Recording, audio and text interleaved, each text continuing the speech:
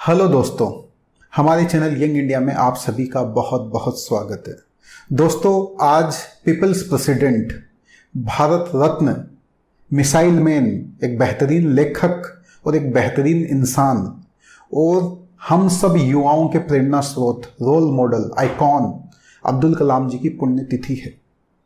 किसी महान शख्सियत को अमर रखने का और उनको उनकी पुण्यतिथि पे याद करने का सबसे सही तरीका यही है कि हम उनकी कुछ ऐसी बातें, ऐसी वैल्यूज़ जो उन्होंने अपनी पूरी ज़िंदगी में जी है और हमें हमेशा प्रेरणा दी है, उन वैल्यूज़ के माध्यम से उनको याद करें। दोस्तों, हम युवा अब्दुल कलाम जी की उम्मीद थे और उनका सपना है। दोस्तों, वो कहते थे कि भारत के पास दुनिया का सबसे मोस्ट पावरफुल रिसोर्स है, वो है 60 करोड़ युवा। वो कहते थे ignited minds of the youth is most powerful resource of any country. दोस्तों, आज हमें उस महान शख्सियत की कुछ ऐसी वैल्यूज़ को फिर से याद करना चाहिए जिन्हें अगर हम अपने जीवन में उतार लें तो फिर से हमारा देश जो है एक महान भारत बन सकता है। दोस्तों, अब्दुल कलाम जी के जीवन की सबसे टॉप वैल्यूज़ की बात की जाए तो उनमें से कुछ है ऑनेस्टी एंड इंटीग्रिटी, ईमानदारी और सत्यनिष्ठा। और इन वैल्यूज़ को ना केवल उन्होंने अपने पूरे जीवन में निभाया दोस्तों, बल्कि highest possible standards of honesty and integrity set करने की कोशिश की उन्होंने। दोस्तों, कुछ एग्जाम्पल्स हैं इसके जो उनके जीवन से हमें सीखने की कोशिश करनी चाहिए।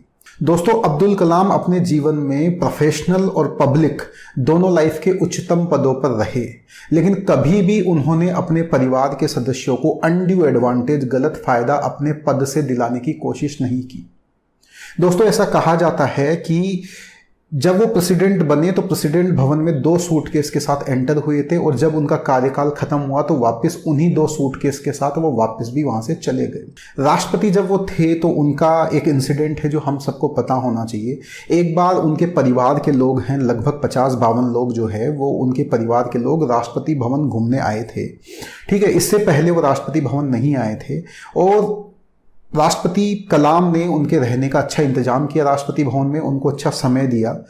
लेकिन उन्होंने अपने निजी सचिव को एक बात बोली थी कि मेरे परिवार पे यहाँ राष्ट्रपति भवन में जो भी खर्चा हो रहा है, एक एक पाई का हिसाब किताब रखा जाए। और जब उनके परिवार के लोग राष्ट्रपति भवन से वापस गए तो दोस्तों उन्होंने जो भी खर्चा हुआ था वो अपनी पॉकेट से पे किया।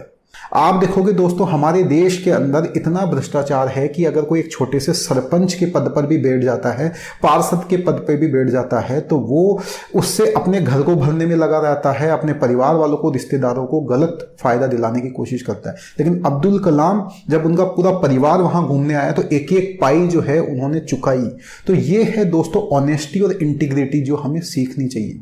दोस्तों, एक और एग्जाम्पल है कि जितने भी राष्ट्रपति होते हैं तो जब ये रमजान का महीना होता है जिसके अंदर मुस्लिम लोग व्रत वगैरह रखते हैं, तो ये राष्ट्रपतियों की एक प्रथा है कि इफ्तार पार्टी दी जाती है। और बेसिकली इन इफ्तार पार्टियों में जितनी पॉलिटिकल पार्टियों के लोग आते हैं और भी सामाजिक जीवन में उच्च पदों पर बैठे हुए लोगों को बुलाया जाता है।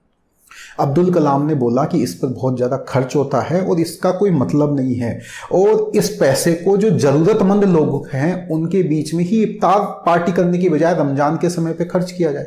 तो उन्होंने इस तरह के स्टैंडर्ड सेट किए। एक और आप चीज़ देखोगे कि जब कोई पब्लिक पद पर बैठता है, कई राष्ट्रपति ऐसे हुए हैं, है ना, कईयों के नाम आप जानते भी होंगे कि जब वो राष्ट्रपति के पद पर बैठे तो उन्होंने कई विदेश यात्राएं की, चाहे वो जरूरी थी या नहीं थी, और ना केवल खुद की, अपने परिवार वालों को भी घुमाया। जबकि आप अगर अब्दुल कलाम के जो सचिव है नायर साहब, उनकी बात अगर कहीं गूगल करके पढ़ेंगे तो आपको पता चलेगा कि उन्होंने कई यात्राएं की और उनमें से अधिकतर यात्राएं देश के अंदर ही थी। विदेश यात्राएं उन्होंने बिल्कुल ना के बराबर की थी। एक सिंगल डिजिट के अंदर उन्होंने विदेश यात्राएं की थी और वो भी बहुत जरूरी जो यात्राएं थी तो वो की थी।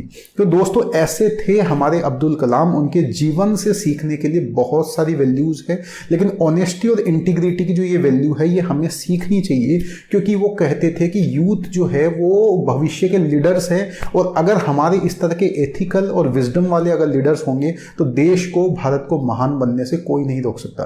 दोस्तों, प्लीज इस वीडियो को ज्यादा से ज्यादा लोगों तक शेयर कर दीजिए ताकि कलाम जी की जो वैल्यूज है, लर्निंग्स है, उनके बारे में और भी लोगों को पता चल सके।